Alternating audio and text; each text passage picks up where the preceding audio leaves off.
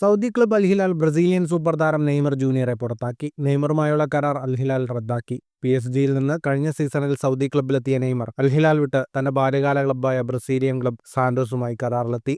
2023-ൽ €90 million transfer ഫീസിലാണ് താരം Saudi ക്ലബിലെത്തിയത്. ഇതിനുശേഷം Neymar ഏറെക്കുറെ പൂർണ്ണമായും പരിക്കിന്റെ പിടിയിലായിരുന്നു.